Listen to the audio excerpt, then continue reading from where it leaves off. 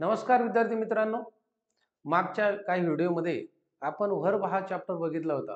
Verb हा अत्यंत महत्त्वाचा चॅप्टर आहे हे मी तुम्हाला सांगितलं होतं. व्हर्ब बघत असताना फायनाईट व्हर्ब आणि नॉन फायनाईट व्हर्ब आपण बघितले. तर हे जे व्हर्ब आहे ह्या व्हर्बवरती आपण आज टेस्ट घेत आहोत. तर ही अतिशय इम्पॉर्टंट 10 क्वेश्चनची टेस्ट आहे. तर ही टेस्ट तुम्हाला जर समजली तर मला असं वाटतं की हे जे व्हर्ब फॉर्म आहे हा तुम्हाला समजला असं मी गृहीत धरील. त्याचं कारण असं आहे की हे जे व्हर्ब आहे फायनाईट व्हर्ब आणि नॉन फायनाईट व्हर्ब यामध्ये जे आपण शिकलो जसं की जेरंड शिकलो, इन्फिनिटिव्ह शिकलो, बेअर इन्फिनिटिव्ह आपण शिकलेलो आहोत. तर हे जे शिकलेलो आहोत यावरतीच हे क्वेश्चन आहे. पास्ट पार्टिसिपल, प्रेझेंट पार्टिसिपल, परत परफेक्ट पार्टिसिपल हेही आपण बघितलं. त्यानंतर फायनाईट म्हणजे काय? तर जे काही मुख्य क्रियापद असतं ते मेन मुख्य क्रियापदाचे कार्य काय, कशा प्रकारे वर्क करतं तेही आपण बघितलेलं आहे. तर मला असं वाटतं की हे जे काही 10 क्वेश्चन आहे हे 10 क्वेश्चन विविध स्पर्धा परीक्षेमध्ये आलेले आहेत आणि ते तुम्हाला अतिशय महत्त्वाचे आहे. ते जर तुम्ही समजून घेतले तर हा जो पार्ट आहे व्हर्बचा हा तुम्हाला निश्चितच समजेल. कारण व्हर्ब वरती स्पर्धा परीक्षेमध्ये विविध प्रश्न दरवर्षी प्रत्येक वर्षी विचारले जातात. ते अत्यंत महत्त्वाचे आहे आणि इम्पॉर्टंट सुद्धा आहे. तर तुम्हाला माहीतच आहे व्हर्ब हा चॅप्टर तसं जर बघितलं तर व्हर्ब हा चॅप्टर फार मोठा आहे. या व्हर्ब चॅप्टरमध्ये आपल्याला पार्टिसिपल, त्यानंतर जेरंड, इन्फिनिटिव्ह हे माहीत असणं गरजेचं आहे. त्यानंतर हा चॅप्टर समजण्यासाठी आपल्याला क्लिष्ट वाटतो, परंतु ॲक्चुअली जर बघितलं, समजून जर घेतलं तर मला असं वाटतं हा चॅप्टर अत्यंत सोपा आहे. यामध्ये कुठल्याही प्रकारचं कन्फ्युजन होण्याची स्थिती नाही. कारण मुख्य क्रियापदाचे 3 रूपं आपल्याला माहीत असणं गरजेचं आहे. आपण घेतलेले आहेत जसं की go, went, gone, going, write, wrote, written, writing, read, read, read, reading. तर हे जे मुख्य क्रियापद आहे, जे काही रेग्युलर आहे, जे काही इरेग्युलर आहे, हेही आपण डिटेल्स बघितलेलं आहे. त्यानंतर आपण मॉडल ऑक्झिलरीज बघितली. मॉडल ऑक्झिलरीमध्ये आपण कॅन, कुड बघितलं, शॅल, शुड बघितलं, विल, वुड बघितलं, राइट्स, मे, माईट बघितलं. त्यानंतर काही आपण नीड, यूज टू, ऑट टू हेही मॉडल ऑक्झिलरीज बघितली, सेमी मॉडल ऑक्झिलरीज. तर थोडक्यामध्ये आता शूडचा उपयोग कशासाठी होतो, विलचा उपयोग कशासाठी होतो, वुडचा उपयोग कशासाठी होतो हे आपण बघितलेलं आहे. स्पेशली मोस्ट जर बघितलं तर ऑब्लिगेशन, कंपल्सेशन, त्यानंतर शूड बघितलं तर ॲडवाइससाठी शूडचा उपयोग होतो किंवा मॉरल ऑब्लिगेशनसाठी शूडचा उपयोग होतो. त्यानंतर परमिशनसाठी जर बघितलं तर स्पेशल मेचा उपयोग परमिशनसाठी आहे. त्यानंतर वुडचा आहे, कुडचा आहे. असे खूप असे मॉडल ऑक्झिलरीज आपण जे काही बघितले तर त्याचेही काही क्वेश्चन स्पर्धा परीक्षेमध्ये आलेले आहेत. मॉडल ऑक्झिलरी जर चांगल्या प्रकारे समजून घेतलं तर इंग्रजी बोलण्यासाठी सुद्धा मॉडल ऑक्झिलरीचा उपयोग होतो आणि म्हणून मॉडल ऑक्झिलरी अत्यंत महत्त्वाचे आहे तुमच्यासाठी. तर आता जे काही 10 प्रश्न आहेत ते आपण इथे सविस्तर सोडून घेणार आहोत. त्यापूर्वी रिव्हिजन म्हणून मी तुम्हाला हे सर्व सांगितलं, कारण आपण व्हर्ब बघत असताना सुरुवातीला आपण व्हर्बचे रेग्युलर आणि इरेग्युलर फॉर्म बघितले, त्यानंतर मॉडल ऑक्झिलरी बघितलं, राइट? मॉडल ऑक्झिलरीच्या नंतर आपण फायनाईट आणि नॉन फायनाईट व्हर्बचा प्रकार बघितला होता. तर हे सर्वचे सर्व जे काही बघितले त्या सर्वावरती स्पर्धा परीक्षेमध्ये जे काही प्रश्न आलेले आहेत ते अतिशय महत्त्वाचे आहेत. तर ते आता आपण बघूया. तर चला आपण आता हे 10 क्वेश्चन सोडूया. तर ही जी काही टेस्ट आहे ही टेस्ट व्हर्बवरती आहे. तर विविध स्पर्धा परीक्षेमध्ये जे काही विचारलेले प्रश्न आहे ते विचारलेले प्रश्न आपण इथे घेतो आहोत. तर आता बघा पहिला जो प्रश्न आहे तर हेच तुम्ही बघून घ्या. टेस्ट ही व्हर्ब वरती आहे, राइट? व्हर्ब म्हणजे क्रियापदे. तर यावरती जे काही प्रश्न आपण घेतलेले आहेत ते विविध स्पर्धा परीक्षेमध्ये आलेले आहेत. मग ते कोणकोणते आहेत? तर पहिला प्रश्न बघा. I will teach you lesson. PSI 2017 ला हा प्रश्न आलेला आहे. तर यामध्ये विचारलेलं आहे identify the meaning of the model underline. म्हणजे या मॉडेलला अंडरलाईन केलेलं आहे. मॉडेल कोणतं आहे याच्यामध्ये? मॉडेल ऑक्झिलरी विल आहे, राइट? तर या विलला अंडरलाईन केलेलं आहे आणि इथे विचारलेलं आहे आपल्याला की identify the meaning of the model underline. येथे या वाक्यामध्ये याचं मीनिंग काय आहे? तर वाक्याचा अर्थ करून बघा. I will teach you lesson. मी तुला धडा शिकवील. मग आता यामध्ये तो विनंती करू लागला का? यामध्ये तो काही सल्ला देऊ लागला का? यामध्ये तो काय सांगतोय? तर यामध्ये तो चक्क धमकी देतोय, लक्षात घ्या. राइट्स? मी तुला लेसन शिकवील म्हणजे धमकी देईल. मग धमकीचा मीनिंग इथे आहे का बघा. आता पहिलं वाक्य आहे प्रॉमिस. तर याच्यामध्ये जे पर्याय आहे पहिला पर्याय प्रॉमिस. प्रॉमिस मध्ये आहे का विलचा मीनिंग? नाही. कारण इथे I will teach you lesson म्हणजे मी तुला लेसनचं प्रॉमिस करतो असं नाही, मी तुला लेसन शिकविल. म्हणजे इथे धमकी दिलेली म्हणजे प्रॉमिस या पहिल्या पर्यायामध्ये प्रॉमिस आहे, हे वाक्य चुकीचं आहे. दुसरं बघा, पहिला पर्याय चुकीचा आहे. दुसरा पर्याय कमांड, कमांड ही नाही आहे इथे. तिसरा पर्याय ऑफर, ऑफर सुद्धा या वाक्यामध्ये दिलेले नाही. कारण येथे ऑफर सारखं वाक्यच नाही. बरोबर आहे. ऑफर मध्ये कशा प्रकारचे वाक्य असतात? I will give you some amount tomorrow, I will help you वगैरे. तर अशा प्रकारचे ऑफर मध्ये वाक्य येतात. कमांड मध्ये पण नाही, राईट? कमांड मध्ये एक प्रकारची आज्ञा असते, राईट? आता यामध्ये प्रॉमिस पण नाही. I will help you, I will come at you, I will give you books वगैरे नाही. म्हणजेच हे जे वाक्य आहे, हे वाक्य याचं मीनिंग जो आहे मॉडल ऑक्झिलरीचा तो आहे थ्रीट. म्हणजे 4 नंबरचा जो पर्याय आहे तो आहे करेक्ट इथे. तर हे तिन्ही पर्याय चूक आहे. प्रॉमिस चूक आहे, कमांड नाही, ऑफर नाही. तर करेक्ट ऑप्शन जे आहे ते आहे थ्रीट म्हणजे डी, राईट? तर पहिला जो आपण पहिलं वाक्य जे बघितलं, विविध स्पर्धा परीक्षेमध्ये आलेलं 2017 ला PSI ला आलेला हा जो काही प्रश्न आहे अतिशय सोपा आहे. यामध्ये वाक्यच तुम्ही सुरुवातीला वाचून घ्यायचं आहे, त्याचा मीनिंग सुद्धा फाइंड आउट करायचा आहे. I will teach you lesson, मी तुला लेसन शिकविल. म्हणजे लगेच तुमच्या लक्षात येतं की यामध्ये प्रॉमिस नाही, कमांड नाही, ऑफर नाही आणि थ्रीट आहे. तर हा पहिला प्रश्नचं उत्तर डी आहे, हे तुम्हाला समजलेलं आहे. त्यानंतर चला आता दुसऱ्या प्रश्नाकडे आपण वळूया. दुसरा प्रश्न बघा. आता दुसरा प्रश्न काय आहे? Cover your head properly list you catch cold. म्हणजे तुझं जे हेड आहे, डोकं आहे ते व्यवस्थित कव्हर करून घे. नसता तुला कोल्ड होईल, सर्दी होईल असा या वाक्याचा अर्थ आहे. आणि हे वाक्य राज्यसेवा 2017 ला आलेलं आहे. तर या वाक्यामध्ये पर्याय दिलेले आहे बघा. पहिला विल आहे, दुसरा वुड आहे, तिसरा शॉल आहे आणि चौथा शूट आहे. मग आता येथे काय आहे? Cover your head properly list you catch cold. आता या वाक्यामध्ये जर आपण बघितलं तर या वाक्यामध्ये ॲडव्हाइस देण्याचा प्रयत्न करण्यात आलेला आहे.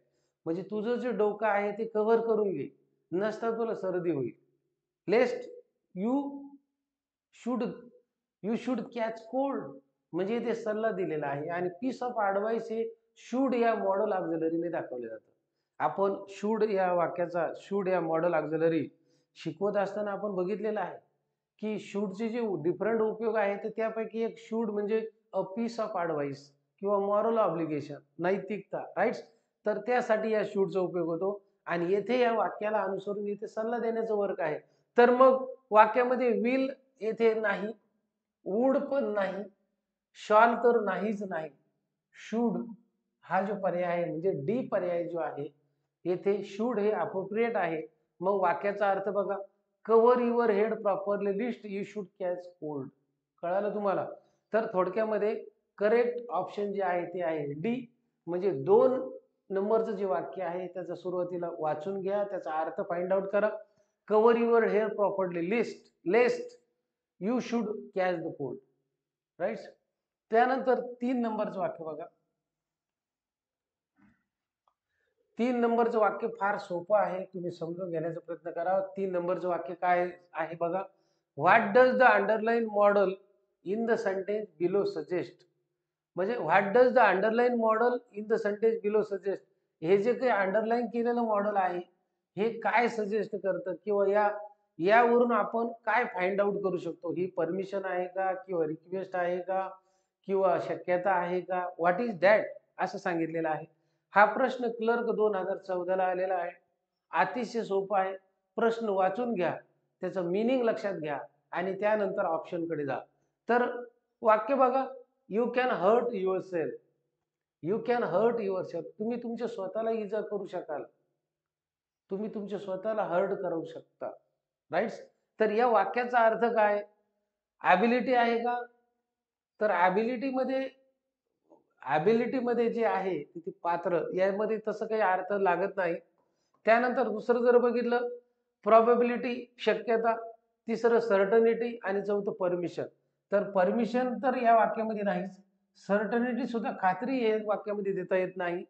मग आता राहिला पर्याय बी, यू कॅन हर्ट युअरसेल्फ. तुम्ही तुमच्या स्वतःलाच इजा करून घेऊ शकाल. म्हणजे ज्याच्यामध्ये प्रोबॅबिलिटी आहे, या वाक्यामध्ये शक्यता आहे. मग आपल्याला प्रश्न कसा विचारला? What does the underline modal in the sentence below suggest. म्हणजे हे जे अंडरलाईन मॉडेल आहे ते बिलो सजेस्ट काय करतं, तर ते प्रॉबेबिलिटी करतं. काय करतं? प्रॉबेबिलिटी. मग आता तुम्हाला करेक्ट ऑप्शन जे मिळालेलं आहे ते म्हणजे बी. मग या 3 नंबरच्या प्रश्नाचं जे उत्तर आहे ते करेक्ट ऑप्शन काय आहे? तर B. That is the probability. हे समजलं तुम्हाला? त्यानंतर पुढे जाऊया. 4 नंबरचं क्वेश्चन बघा. What does the underline word express? Underline जे वर्ड आहे, वर्ड म्हणजे मॉडेल ऑक्झिलरी, तर ते काय एक्सप्रेस करतो? काय एक्सप्रेस करतो म्हणजे शुड काय एक्सप्रेस करतं असं सांगितलेलं आहे. हा प्रश्न क्लर्क 2014 ला आलेला आहे. राईट? प्रश्न अतिशय सोपा आहे. प्रश्न सुरुवातीला वाचून घ्या म्हणजे तुम्हाला अर्थ कळेल. प्रश्न असा आहे, the train should arrive at any time now. म्हणजे train should arrive at any time now म्हणजे गाडी आता कोणत्याही वेळेला येऊ शकते. कोणत्याही वेळेला येऊ शकते. तर हे जे वाक्य आहे, हे वाक्य काय एक्सप्रेस करतं असं आपल्याला विचारलेलं आहे. मग हे वाक्य काय एक्सप्रेस करतं म्हणजे गाडी कोणत्याही वेळेला येऊ शकते. तर हे जे 4 पर्याय आहे आपल्याजवळ, तर ते 4 पर्याय कोणते आहेत बघा. पहिलं आहे नेसेसरी, जरुरी. दुसरा एक्स्पेक्टेशन, अपेक्षा. आणि तिसरं काय आहे? सजेशन. आणि चौथं आहे इन्स्ट्रक्शन. तर या वाक्यामध्ये जर तुम्ही बघितलं, the train should arrive at any time now. कोणत्याही वेळेला ट्रेन येऊ शकते. तर ही सजेशन आहे का? नाही. इन्स्ट्रक्शन आहे का? सूचना? नाही. तर ही एक अपेक्षा आहे. म्हणजे आपण असे एक्सपेक्टेशन करू शकतो, की कोणत्याही वेळेला येऊ शकतो. म्हणजे तिथे वेळ, टाइम इंडिकेट केलेला नाही. पण येथे फक्त अपेक्षा केलेली आहे, की असं वाटू शकतं. It is expectation only. आणि म्हणून ह्या वाक्याचा अर्थ बघा काय? What does the underline word express? म्हणजे अंडरलाईन जो वर्ड आहे तो काय एक्सप्रेस करतो? तर तो एक्स्पेक्टेशन एक्सप्रेस करतो. म्हणजेच करेक्ट ऑप्शन जे आहे आपला आता ते काय आहे? एक्स्पेक्टेशन म्हणजे बी नंबरचा जो पर्याय आहे. बी जे ऑप्शन आहे ते या 4 नंबरच्या प्रश्नाचं उत्तर आहे. नेसेसरी होऊ शकत नाही. कारण गाडी कोणत्याही टायमाला येणं नेसेसरी आहे असं आपण म्हणू शकत नाही. कारण आपल्यावरती थोडी आहे ती. आपण आपली अपेक्षा करू शकतो. ट्रेन ही लेट येऊ शकते, कोणत्याही वेळेला येऊ शकते. लक्षात आलं ना? म्हणजे इट इज एक्स्पेक्टेशन, आपली फक्त अपेक्षा आहे. इथे सजेशन देता येत नाही, इन्स्ट्रक्शन सुद्धा देता येत नाही. राइट? तर तो जो मीनिंग आहे what does the underline word express, तर तो आहे एक्स्पेक्टेशनचा. म्हणजेच उत्तर आहे बी ऑप्शन. पुढचा प्रश्न बघा.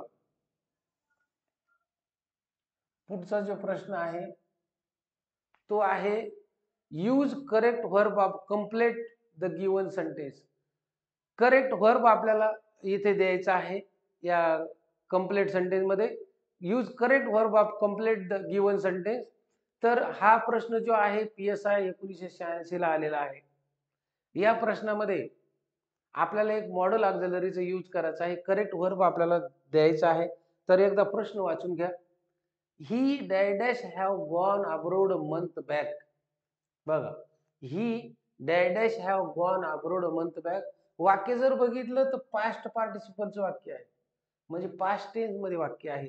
मग येथे पास्ट टेन्सचाच मॉडेल आपल्याला महत्वाचा आहे. राईट?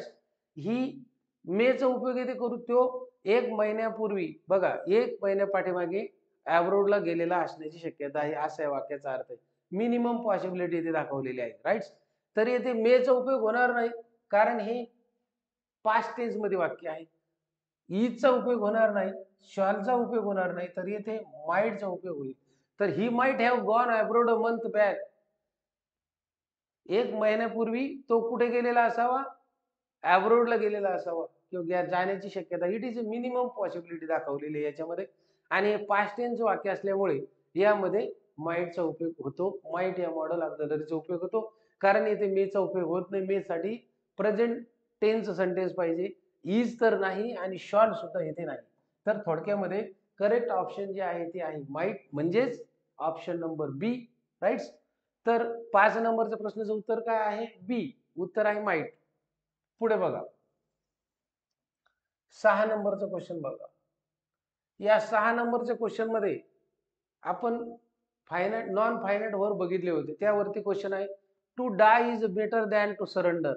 सरेंडर म्हणजे to die is better than to surrender. Right? To die is better than to surrender, मरण्यापेक्षा सरेंडर होणं गरजेचं आहे, असा या वाक्याचा अर्थ आहे, किंवा बेटर आहे असं सांगितलेलं आहे. तर राज्यसेवा 2021 ला हा प्रश्न आलेला आहे. प्रश्न फार सोपा आहे. आपल्याला काय विचारलेलं आहे ते लक्षात घ्या. सुरुवातीला जे विचारलेलं आहे ते जर लक्षात आलं तर उत्तर आपल्याला सहज फाइंड आउट करता येते किंवा अचूक आपण उत्तर देऊ शकतो. तो विचारलेला आहे to die is better than to surrender, म्हणजे substitute a gerund for infinitive in the sentence above. म्हणजे वरच्या वाक्यामध्ये जे काही इन्फिनिटिव्ह दिलेले आहे त्याला सबस्टिट्यूट म्हणून जेरंडचा उपयोग करा, म्हणजे जेरंडचा उपयोग करा असं सांगितलेलं आहे. मग आता हे 4 पर्याय दिलेले आहे, चारही पर्याय सुरुवातीला वाचून घ्या. यामध्ये आपल्याला जेरंडचा उपयोग करायचा आहे, लक्षात घ्या. पहिला आहे dying is better than to surrender, कारण यामध्ये डाईंग हे जेंडर आहे, राईट, जेरंड आहे. बघा डाईंग हे काय आहे, जेरंड आहे. परंतु इकडे सरेंडर जर आहे तर ते इन्फिनिटिव्ह आहे, म्हणजे दोन्हीची लिंक इथे लागत नाही, राईट. दोन्ही जेरंड असणं गरजेचं आहे. एकाच सुरुवातीच्या मुख्य क्रियापदाला जेरंड आहे तर दुसऱ्या याला इन्फिनिटिव्ह आहे, म्हणजे हा पर्याय येथे अयोग्य आहे.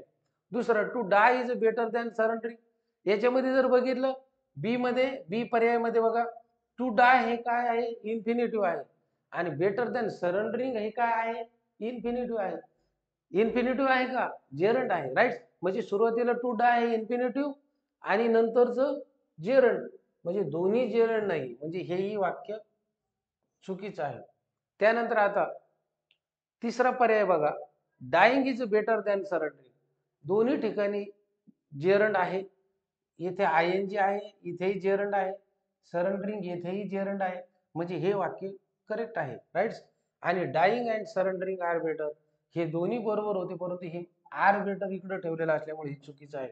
तर अशा प्रकारे हा जो 6 नंबरचा क्वेश्चन आहे याचं करेक्ट उत्तर आहे सी, कारण आपल्याला विचारलं substitute gerund for infinitive in the sentence above, या इन्फिनिटिव्हच्या वरच्या वाक्यामध्ये तुम्ही कशाचा उपयोग करा, जेरंडचा उपयोग करा. आणि जेरंड म्हणजे काय तुम्हाला माहिती आहे, जेरंड म्हणजे आपल्याला मेन व्हर्बला आयएनजी लावलेला असतं, राईट. तर इथे दोन्ही ठिकाणी इन्फिनिटिव्ह आहे, मग आपल्याला दोन्ही ठिकाणी जेरंडचा उपयोग करायचा आहे, आणि 3 नंबरच्या वाक्यामध्ये दोन्ही ठिकाणी जेरंडचा उपयोग केलेला आहे. तर अशा प्रकारे हे वाक्य आपण बघितलं. त्यानंतर पुढचं वाक्य बघा. पुढचं जे वाक्य आहे ते आहे I have often seen falling stars. हे ASO 2019 ला आलेलं वाक्य आहे. या वाक्यामध्ये आपल्याला विचारलेलं आहे बघा, present participle, past participle, adjective participle आणि नन. तर प्रेझेंट पार्टिसिपल तुम्हाला माहिती आहे, यामध्ये प्रेझेंट पार्टिसिपल म्हणजे काय, मुख्य क्रियापदाला आयएनजी, आणि पास्ट पार्टिसिपल म्हणजे काय, V3, right, V3 plus noun, आणि ऍडजेक्टिव्ह येथे सुद्धा आयएनजी, आणि त्यानंतर नन. तर आता हे जे वाक्य आहे ह्या वाक्यामध्ये जर बघितलं तर फॉलिंग हे स्टार, फॉलिंग हे प्रेझेंट पार्टिसिपल हे स्टार साठी आहे, लक्षात आलं ना, म्हणजे तिथे ऍडजेक्टिव्हचं रोल करतं, परंतु हे प्रेझेंट पार्टिसिपल आहे, लक्षात घ्या. आणि म्हणून याचं जे उत्तर आहे ते प्रेझेंट पार्टिसिपल ए, पर्याय नंबर ए आहे. पार्ट पार्टिसिपल होऊ शकत नाही, ऍडजेक्टिव्ह पण पार्टिसिपल नाही, आणि नन तर नाही. थोडक्यामध्ये या 7 नंबरच्या प्रश्नाचं जे उत्तर आहे ते आहे प्रेझेंट पार्टिसिपल, कारण ते नाऊनला क्वालिफाय करतं, स्टारला क्वालिफाय करतं, लक्षात आलं ना. अशा प्रकारचा ESO 2019 ला आलेला जो प्रश्न आहे तो अतिशय सोपा. यामध्ये फक्त पार्टिसिपल ओळखायचं होतं. तर प्रेझेंट पार्टिसिपल म्हणजे V4, यामध्ये V4 आहे आणि तो स्टारला क्वालिफाय करतो, म्हणून हे उत्तर अचूक आहे आणि पर्याय नंबर ए याचं उत्तर आहे. तर 7 नंबरचं क्वेश्चन आपण कंप्लीट केलेलं आहे. त्यानंतर आता पुढचा पर्याय बघा.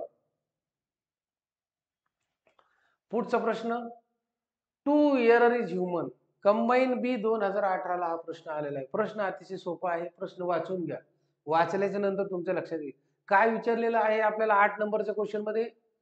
The underline to infinitive in the sentence above function as, म्हणजे हे जे काही अंडरलाईन केलेली इन्फिनिटिव्ह आहे to error in the sentence above function काय आहे, कोणत्या प्रकारचं फंक्शन करतंय दाखवतं इथे. तर आता आपल्याला माहिती आहे, आपण इन्फिनिटिव्ह बघत असताना इन्फिनिटिव्ह हे ऑब्जेक्ट ऑफ द सब्जेक्ट म्हणून कार्य करतं, ऑब्जेक्ट ऑफ द व्हर्ब म्हणून कार्य करतं, त्यानंतर ऑब्जेक्ट ऑफ द कॉम्प्लिमेंट म्हणून कार्य करतं, बरोबर आहे. तर हे आपण बघितलेलं आहे. आणि तेच आता इथे विचारलेलं आहे, फार सोपं आहे. आता टू एरर इज ह्युमन वाक्याच्या सुरुवातीला जे इन्फिनिटिव्ह आलेले, सुरुवातीला आलं म्हटल्यावरती मग आता सब्जेक्टचं वर्क करणार हे तुम्हाला तुम्ही सांगितलेलं आहे. तर मग आता पर्याय नंबर बघा, ऑब्जेक्ट ऑफ द व्हर्ब आहे का? नाही. Subject of the sentence, subject of the sentence किंवा सब्जेक्ट ऑफ द वर्ब, हे सी नंबरचा पर्याय इथे बरोबर आहे. सब्जेक्ट ऑफ द सेंटेन्स सुद्धा आहे यामध्ये, कारण वाक्याच्या सुरुवातीला सेंटेन्स आहे, परंतु सब्जेक्ट ऑफ द वर्ब म्हणून हे वर्क करतं, फंक्शन करतं, आणि द प्रिपरेटरी सब्जेक्ट म्हणून नाही. तर थोडक्यामध्ये टू एरर इज ह्युमन याचं करेक्ट आन्सर आहे सब्जेक्ट ऑफ द वर्ब. वर्बचा सब्जेक्ट म्हणून येथे ते वर्क करत आहे. राईट. तर कंबाईन बी 2018ला जो आलेला क्वेश्चन होता तो अतिशय सोपा आहे. यामध्ये वाक्याच्या सुरुवातीला जर इन्फिनिटिव्ह आलेला असेल तर उत्तर तुम्ही सब्जेक्ट ऑफ द व्हर्ब म्हणून घेऊ शकता आणि कन्फर्म उत्तर तुम्हाला अचूक असं शोधता येईल. तर येथे जर पर्याय बघितला तर येथे सी नंबरचा पर्याय योग्य आहे, म्हणून subject of the verb is the correct answer of question number 8. त्यानंतर आता पुढे बघा 9 नंबरचा question. Choose the best among the option to fill in the blank. आता आपल्याला बेस्ट ऑप्शन यामध्ये शोधायचं आहे. वाक्य दिलेलं आहे, तर वाक्य काय आहे? He dash better mind his manners. Tax assistant 2016ला हा प्रश्न आलेला आहे. प्रश्न अतिशय सोपा आहे, लक्षात घ्या. He dash dash better mind his manners, याच्यामध्ये बेस्ट ऑप्शन आपल्याला शोधायचा आहे, फिल करायचं आहे. तर सुरुवातीला दिलेले हॅड, त्यानंतर शूड, त्यानंतर हॅज आणि कॅन, हे तिन्ही मॉडेल आपल्याला दिसत आहे, बरोबर आहे. परंतु आता येथे मॉडेलचा उपयोग नाही, तर येथे हॅड, हॅड बेटर एक स्ट्रक्चर आहे, लक्षात घ्या. जेथे हॅड येईल आणि त्याच्या पुढे जर बेटर असेल तर ते हॅड बेटर स्ट्रक्चर इथे लागू पडतं, आणि म्हणून इथे बेटर दिलेले आहे आणि ऑप्शन मध्ये ही जी जागा फिलअप करायची आहे तर तेथे जे हॅड आहे, हॅड बेटर हे होईल, आणि म्हणून करेक्ट ऑप्शन इज ए. कारण तिथे शूड होणार नाही, शूडच्या नंतर बेटर नाही, हॅज नाही आणि कॅन सुद्धा नाही. कॅन हे ॲबिलिटी किंवा प्रॉबॅबिलिटी साठी असतं, हॅज हे पॉझिटिव्ह साठी असतं, शूड हे ॲडवाइस साठी शूडचा उपयोग होतो. राईट. परंतु हॅडचं स्ट्रक्चर बेटर आहे, म्हणून हॅड बेटर हे स्ट्रक्चर असल्यामुळे he had better mind is manners. तर अशा प्रकारे या प्रश्नाचं जे उत्तर आहे ते आहे ए, म्हणजेच option number A, that is had. Correct. तर 9 नंबरचा क्वेश्चन आपण बघितला. त्यानंतर अतिशय इम्पॉर्टंट जो क्वेश्चन आहे तो 10 नंबरचा बघा. Gerund is dash dash. म्हणजे जेरंड शिकत असतानाच आपण शिकलेलो आहे की जेरंड म्हणजे काय. राईट. मी तुम्हाला सांगितलं होतं की जेरंड म्हणजे V4, म्हणजे ज्या मुख्य क्रियापदाला ING लावलेला असेल त्याला जेरंड असे म्हणतात. करेक्ट. मग डिपार्टमेंट STI 2012ला हा जो क्वेश्चन आलेला आहे तो अतिशय सोपा आहे. मग तुम्हाला काय विचारलेलं आहे? जेरंड इज डॅश डॅश, बरोबर आहे. आता जेरंड इज डॅश डॅश म्हणजे काय? तर ING जिथं असेल किंवा V4 जिथं असेल ते उत्तर आपल्याला अपेक्षित आहे. तर यामध्ये ऑप्शन मध्ये पहिलं ऑप्शन जर बघितलं, पास्ट टेन्स ऑफ वर्ब, हे येथे लागू होत नाही, कारण पास्ट टेन्स या वाक्यामध्ये नाहीच. पास्ट टेन्स आणि जेरंडचा काहीच संबंध नाही, बरोबर आहे. म्हणून पास्ट टेन्स हे उत्तर होऊ शकत नाही. त्यानंतर पास्ट पार्टिसिपल नाही, कारण V3 येथे नाही, पास्ट पार्टिसिपल सुद्धा येथे येऊ शकत नाही. आपल्याला जेरंड विचारलेलं आहे. जेरंडची व्याख्या आपल्याला माहिती आहे. जेरंड म्हणजे V4 किंवा ING. मग ING वाक्यामध्ये आहे का ऑप्शन मध्ये? तर सी नंबरचा option ING form of verb आहे, म्हणजे हा पर्याय येथे अचूक असेल. फ्युचर टेन्स तर येथे नाही. म्हणजे शॉर्ट मध्ये 10 नंबरच्या प्रश्नाचं जे उत्तर आहे gerund is ING form of verb is correct option, म्हणजे ऑप्शन नंबर सी जे आहे ते या 10 नंबरच्या प्रश्नाचं उत्तर आहे. अतिशय सोपा प्रश्न हा STI 2012ला आलेला होता. जेरंडच्या संदर्भामध्ये आपण जे काही वर्ब बघितले त्या वर्ब वरती हे विविध स्पर्धा परीक्षेमध्ये आलेले क्वेश्चन आपण घेतलेले आहे. अतिशय इम्पॉर्टंट असे क्वेश्चन होते. तुम्ही जर चांगल्या प्रकारे हा चॅप्टर कव्हर केला तर मला असं वाटतं जेरंड असू द्या, इन्फिनिटिव्ह असू द्या, मॉडेल ऑक्झिलरीज असू द्या, आणि स्पर्धामध्ये कोणताही प्रश्न कसेही असू द्या, तुम्हाला उत्तर शोधता येईल, तुम्ही अचूक असं उत्तर देऊ शकता. तर हे 10 क्वेश्चन विविध स्पर्धा परीक्षेमधले आपण बघितले. आता यानंतर पुढच्या व्हिडिओमध्ये आता पुढचा टॉपिक आपण घेऊन येणार आहोत. तर मी येथेच थांबतो आणि तुमची रजा घेतो. Thank you so much.